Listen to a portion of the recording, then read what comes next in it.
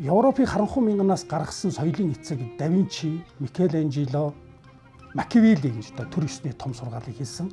Флоренцэд одоо нэгэн өрөөнд сууж исэн 3 эрхмийн тухай Европ дээр алдаршуулдаг бол нийт нүүдэлчдийн хувьд бол энэ 3 хүнтэй нэгэн биеэр зэрэгцэх хүн нь өөрөө өндөр гигэн. Энэ соёлын эцэг гэдэг зүйл бол энэ соёл уламжлал хэрхэн шинчилж орчин үетэй авчрах уу гэдэг зүйлийг л бий болгодог. Ямар соёлыг бид бүхэнд үлдээсэн бэ гэдэг. Монголчуудын анзаардгүй олон соёлыг бид бүхэнд өгсөн байна. Бичгийн соёл, баяр наадмын соёл.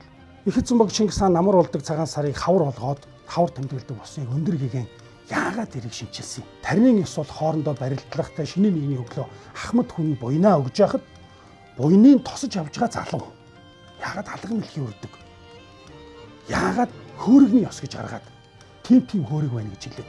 Яагаад шинэ 15-ны өдөртөө болно гэдэг. Өндөр гиний соёлыг дагаж бий болсон. Анх өөрийн өргөмжилж байгаа төрийнх нь нэг аманд цугларсныг төр хурхын ам Улаанбаатар одоо Алтан дэвшин хөндий шашных нь нэг аманд хурсан шажин хурхын ам гэд нийлээд энэ 93 наадам гэдэг зүйлийг дэглээд тэр ёсыг дагаад зөвхөн даа юм буюу одоо даян авраг гэдэг цол байсан бол тэр цолны артаа начин гэдэг цолуудыг бий болгож.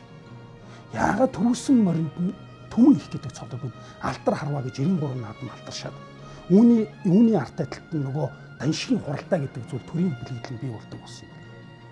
Энэ бүх асуултуудыг бид ингээ хайж олж мэдж ээж өндөр гинийга таних юм.